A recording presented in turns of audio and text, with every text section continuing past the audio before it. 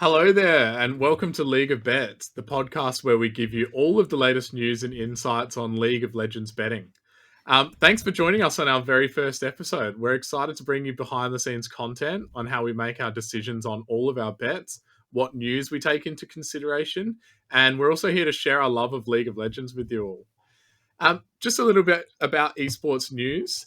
It's something that I started to help make money on esports and to build a community of like-minded people. Our community currently on Discord and Instagram are already full of big League of Legends nerds, people looking to diversify their investments, and recreational sports bettors just like ourselves. So, before we get started, let's introduce our panel who are all of these things and more. First up, we've got Ryan Chikungunya, who's our lead LEC analyst and longtime friend. Tell the audience a bit about yourself, Ryan.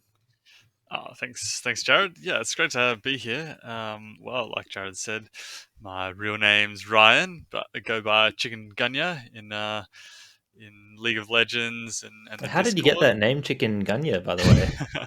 Well, it's a virus, I believe, that I got in my travels to Africa. But yeah, my league journey started because I was super sick from the virus. I was kind of I lost heaps of weight and was stuck in bed for a few months. So started playing a bunch of league then. So I thought it was fitting.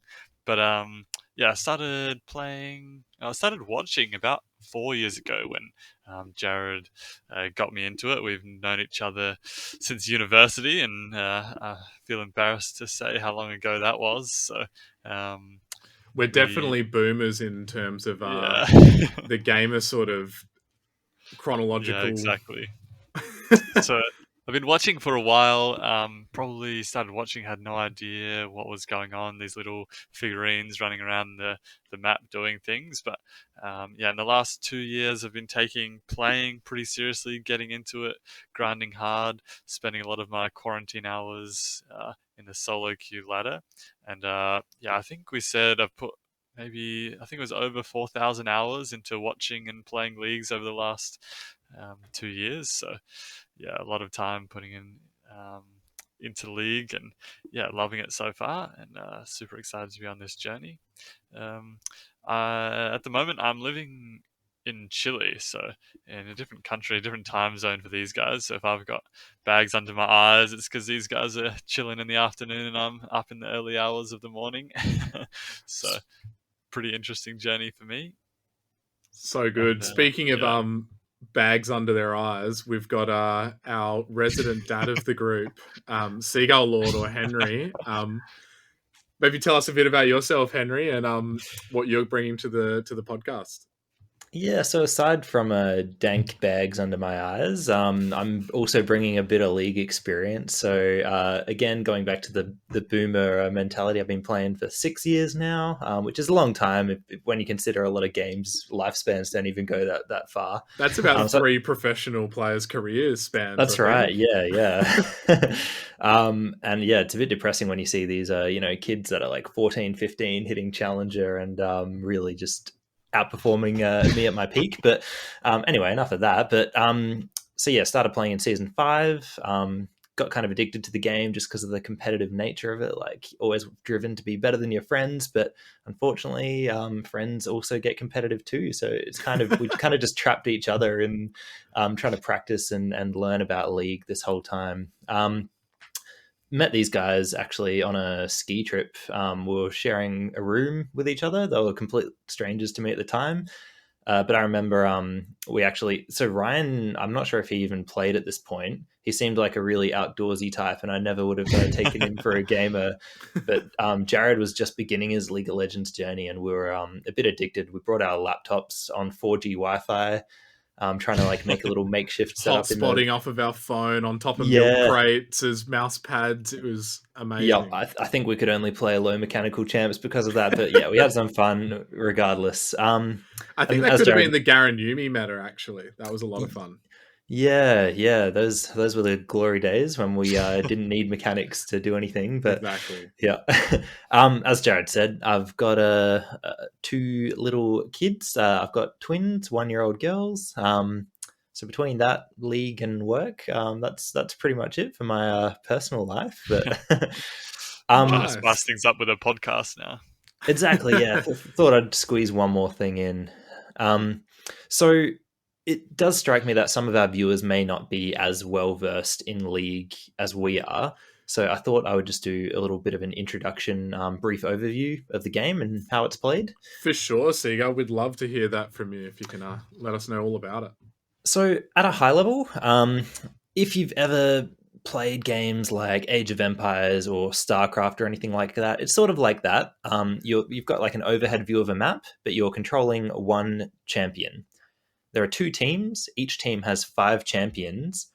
And basically, the end objective is for them to destroy the other person's base, which is situated on opposite ends of the map. In between your champion and the base, there's a series of objectives. So they have to push through multiple towers. And you also get your own minions that spawn. So you sort of chaperone those to help you siege on the towers. And then also there's neutral objectives as well that you can claim that gives your team bonuses, such as Dragon and Baron. That's sort of the simplest explanation of League, but I looked up a statistic before. So and this was an old statistic as well. I think they calculated it when they had 140 different champions in the game. Either of you guys have an idea of how many different 5v5 team compositions that can make up? Oh my gosh. So, what, 140 different equations? Or, Yeah, no, even yeah. more than that. To the power. Wow. Yeah. Yeah. So the number was pretty baffling to me. I think it was 77 quadrillion different combinations of teams. So it's That's a lot. almost like mathematically like guaranteed that not every single team comp has been played ever. So that in alone is one of the things that draws me to League. It's simple to understand and you can pick it up, but also you can play for your whole life and you'll have never mastered and seen everything there is to see in the game. Oh, exactly. It's a lot like chess, isn't it? And I guess chess gets the respect of a game that you don't get good at overnight. Whereas a lot of computer games, I think, are starting to build there with the general perception, and they're really starting to get there. But no, I think that what I love about League of Legends is just the fact that I can come home at any point in the day and absolutely play to my utmost competitiveness against multiple other people within a few minutes of click and go on the join queue. Unless you're that's probably giving away my elo a little bit, because if I was super high elo at challenger, it would be taking. Don't you have like hour-long queues, Jared? Hour-long queues, yeah. But no, like I'm a super competitive person at heart. Like I've been always wanting to be at the top of my game in any sort of outlet that I've done, and traditional sports definitely always been that point, and now it's quite a few years ago transitioned over to esports, and sports betting is a highly competitive thing as well, and it's what I guess we strive to be the best at, and this one's something that makes us money. And that's right, always competitive when there's money involved. What about you, Ryan? What's it that draws you to League of Legends? Yeah, just like you guys, we went to uni for that sports science and that and competitiveness to try and improve ourselves and to teach other people to be better at mainstream sports. So yeah, when you're in quarantine or now just for fun on the computer, have a competitive game that lets you beat other people, which is things that I love doing. No, it's good. Just winning, yeah. But should we get into our first segment of our first podcast?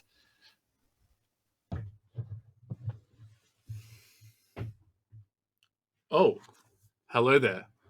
I was just reading my favorite book, The Logic of Sports Betting by Ed Miller and Matthew Davidow.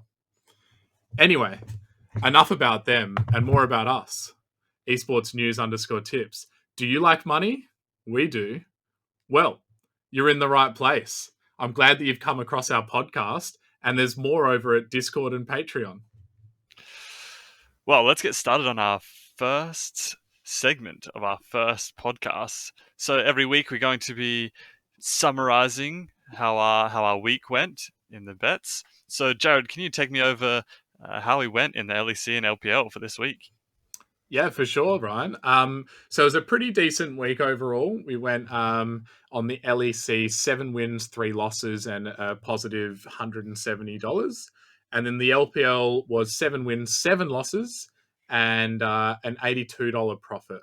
So yeah, overall we were up $252. So we're pretty content. Seagull, if you translate that into a format that we can actually understand. Well, just in my head, I've just naturally converted that to my shopping list, and I think we actually can get 30 boxes of Maxibons from Woolworths for that. So that's look, I've eaten more in a week, but it's not bad. I Not reckon I bad. could do 30 Maxibons in a week for sure. 30 boxes. That's 4 30 times 30 30. boxes. Yeah, but there's 3 of Right. us, so We True, could do true, it. true. We could Ooh. do it. Easy. Maybe our And- producer Stella would be able to help as well. Sick dog. True, yeah. Sick Dog is partial to the Maxibons, I have heard. I actually noticed something interesting though, Jared. You said you went 7-7, but you still profited. Did you want to just elaborate on that one a little bit? Yeah, for sure. So I guess what we do at Esports Tips isn't just looking at 90 or 80% win rates and trying to just smash those wins every single night. We're just looking at the value. So sometimes when something's paying over $2, but it's only going to win 50% of the time, as we've seen in this case with the LPL going 50%, 7-7, we've actually still come out on top and made a fair bit of profit from it. So it's about finding those value bets, and that's our main philosophy over at esports news _tips. We're not looking at those 90%ers or those 10%ers. We're looking at anything and everything that's sort of going to be profiting over time. Cool. Oh, thanks for sharing your results, guys. Now let's go to the news of the week. Beto Faker maybe in trouble here. Deathmark tries to clean it up for Ryu. Oh, look at the cleanse. Look at the News?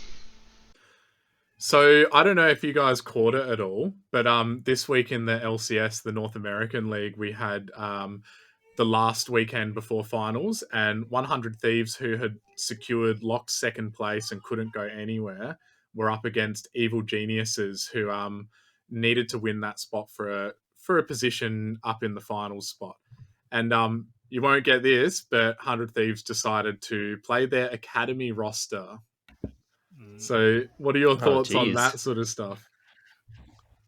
Oh, Well, it's yeah, I mean, it's definitely unexpected. So I'm sure that EG wouldn't have been expecting to verse an academy team, nor any of the spectators or other stakeholders involved. So there's a lot of moving parts to it, isn't there? Yeah, well, so much so that the bookies weren't even all that aware, and they had the pre-game odds at $1.90 each. So they had that one down as a complete 50-50 when the news broke.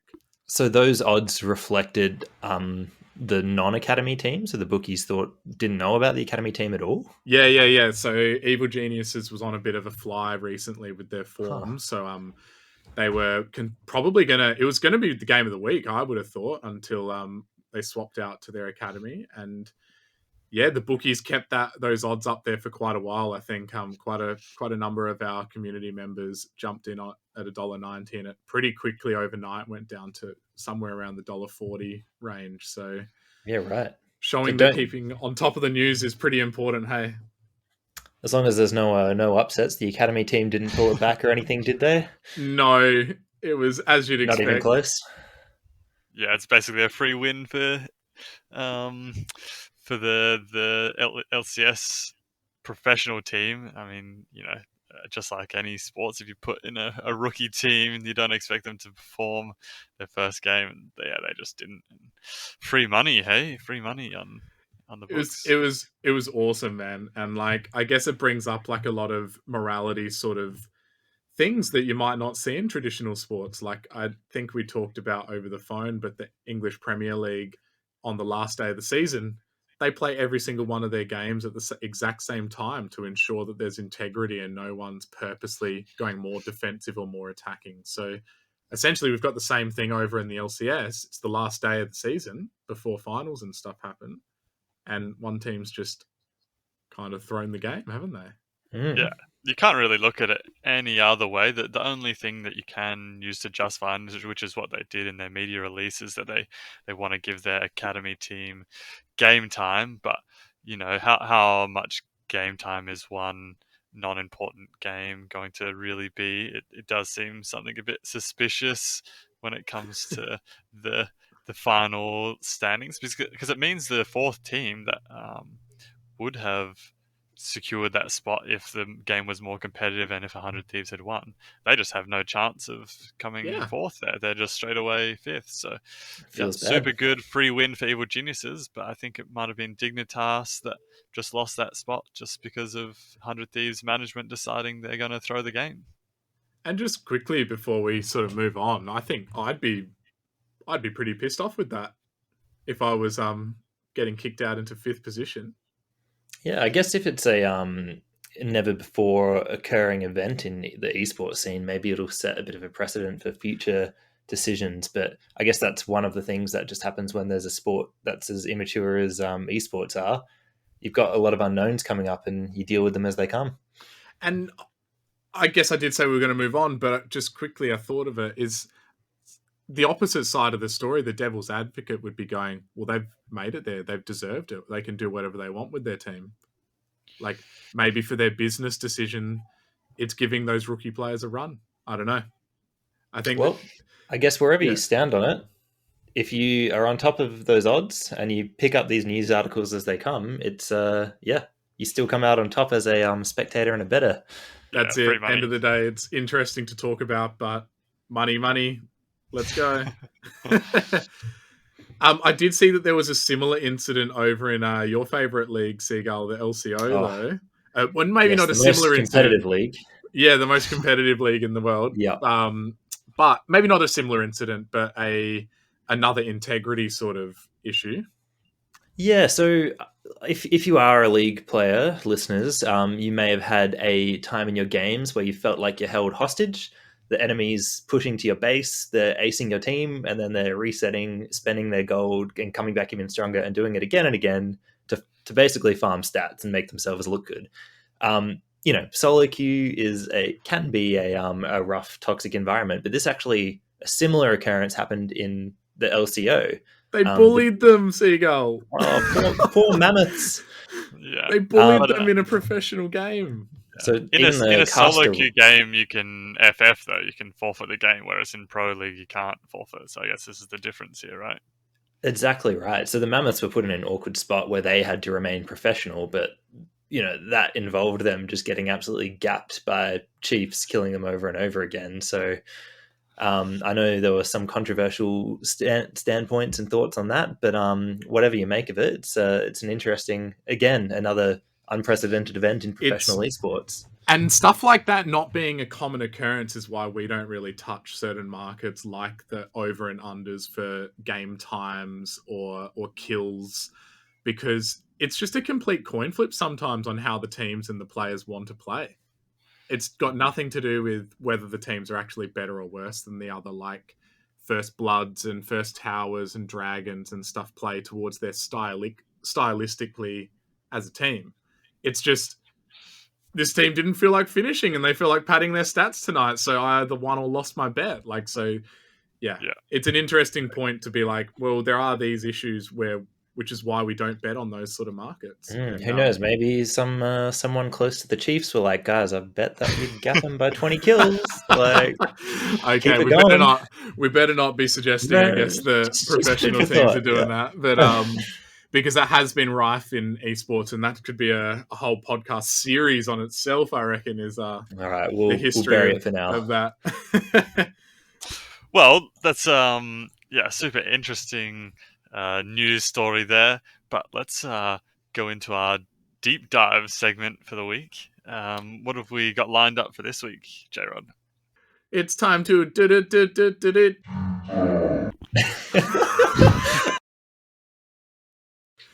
So, looking forward to finals and worlds in October, I guess we're going to be looking at in this section who are the teams that we're watching from each of the leagues and how do each of the teams qualify from each region. So first up, Chikungunya, our lead LEC analyst, is going to just walk us through the LEC, quickly through the finals format and how each of them can qualify for Worlds.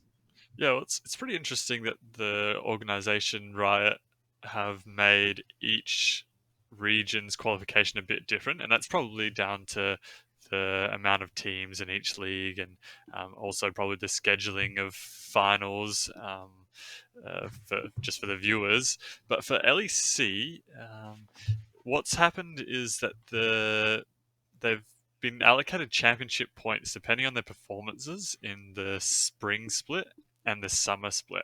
They've added those together to give a seeding of the top 6 teams which have qualified for the summer split finals.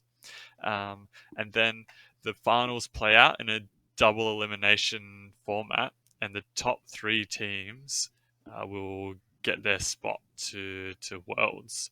So that means that the top 4 teams qualify, their top 4 seedings, get an extra chance if they lose their first game until obviously the semi-finals. But if you're in that lower bracket and you lose a game, then your chance of qualifying for Worlds is over and you're out of the competition. And they all play a best of 5. So I guess first team to win 3 games means that they win the series and move on to the next round. So, yeah, this is what it's all about, League of Legends, isn't it, Ryan? Like, best of 5s. It's what we live for in League of Legends. It's finals, baby. That's what all of the international tournaments are about. It brings about a whole new strategy, and it's, I guess, for us, like, it's the most profitable It's like the time Olympics of the year, of normally. League, right? Yeah, 100%. It's the best of the best, baby. Yeah, so in the LEC, we'll probably see a bit of a difference. A lot of the teams are pretty close, and in those best of ones, one misplay, one mistake, or one really good play can really snowball you to get the victory. Whereas in this best of 5 format, you have a bit of more of a leeway, more of a chance to really show your skills off. So we're really looking to see the teams like Rogue, who just have that really clean play style, dominate this season. I think last season they were still the best team, but they just had a bit of nerves, and now they're going to bring it strong, and I expect to see them take out the finals. And then we have 2 more spots, and really it's going to be a battle between your big names G2, Fnatic, and last MSI's qualifiers Mad, with only 2 positions left there. One team's not going to make it, so it's going to be pretty interesting to see how that goes through. It's going to be spicy. Just quickly, you touched on best of 1s versus best of 5s. What does that mean in a betting context? So obviously the best of 5 will even out the results a little, and it does mean that when we really see one team that's super strong, and that we think they're just going to win every game, we can get some really good odds on that, because obviously the chances of winning 3 games in a row is so you go for the 3-0, a bit less likely. But if we know a team can win 1 game, why can't they win 2 games? Why can't they win 3 games? Because every game is separate. It does mean that things could probably they're more predictable when it comes to the best of 5. So even if a team does make one mistake, that means they might lose a map, but they're still going to win the series because they are the best team. So we found, especially in the LPL last season, and Jared will talk about this more, but a lot more predictable when it comes to those best of 5s. Yeah, and I think that's because they play the best of 3s pretty much all season, and there's certainly a difference between best of 3s and best of 5s, but not as big a difference as going straight from a best of 1 season to a best of 5 finals season. So it's why we call the Oceanic League a bit of a coin flip league, and anything can happen, baby. Yeah, and it's similar, and it can be similar a little bit to the European and the American League, where all year they just play best of 1s, and then come finals it's best of 5s, and they're expected to continue that into international tournaments. It's a bit rough, in my opinion, but it's fun to watch as a spectator. Best of 1s. Yeah, so the LCS has basically the exact same format to finals as LEC does, because of those best of 1s, because of the similar nature of the league. So the only difference is because there's more teams in LCS, they have the top 8 teams qualify for that finals run, still with the double elimination, still with top 3 qualifying. There's just a few more games in that elimination bracket. But LPL is way different. Do you want to explain that? I don't even know if I've got my head around it. So crazy journey. It might be good for our YouTube part to actually put a bit of an infographic up for this, but I'll explain it as best as I can for our podcast listeners. So the top 10 of the LPL make finals. Top 10. Yes, I know some leagues don't even have 10 teams in it, but the top 10 for the LPL make finals, with 3rd to 10th running a double gauntlet series. So a gauntlet series means that 7th will play 8th and the winner progresses to play 6th. The winner of that game progresses to play 7th, or 5th, sorry, and then plays 4th, plays 3rd, etc., etc.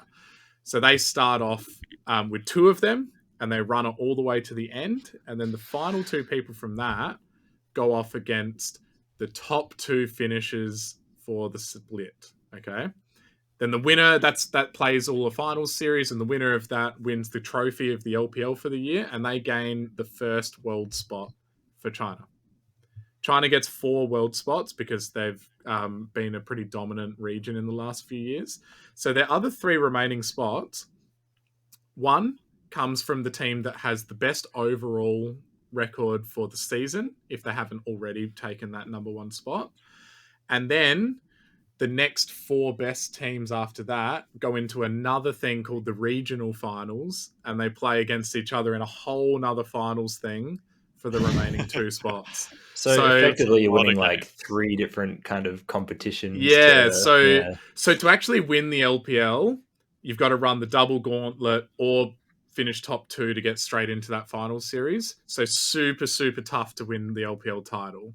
Then I guess you've got to be either successful throughout the whole year to get that 2nd spot, or be a pretty decent side for the whole year and then just bloody make it work on game day, baby, for the last few weeks. But it's cool because we essentially with LPL get like almost another 2 or 3 weeks worth of games, and they're all best of 5. So I'm pretty excited being the LPL analyst, being able to watch some good quality stuff. And more opportunities.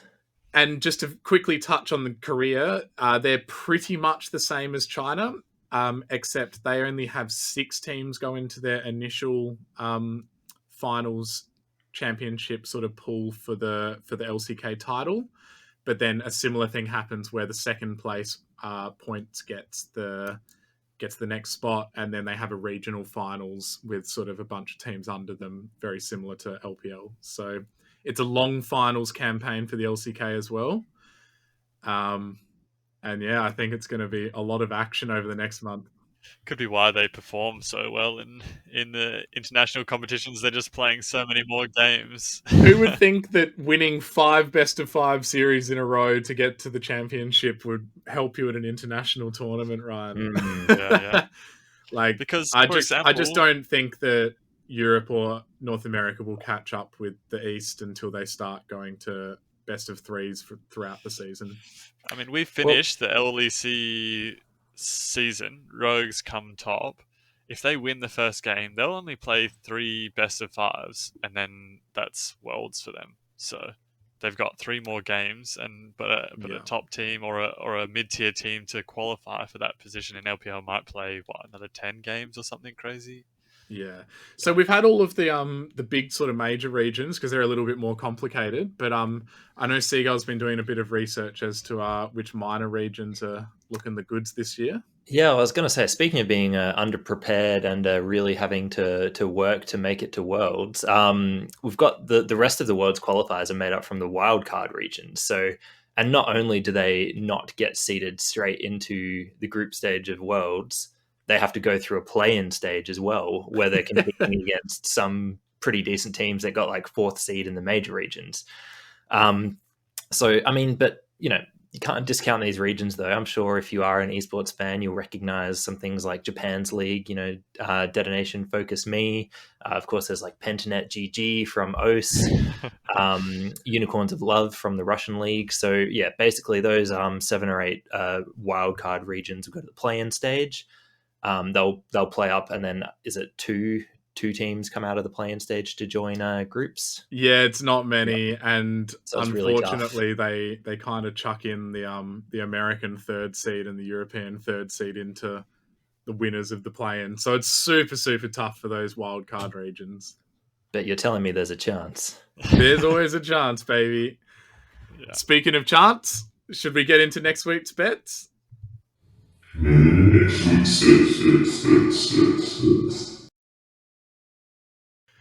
So this is a segment we want to run consistently throughout our podcast.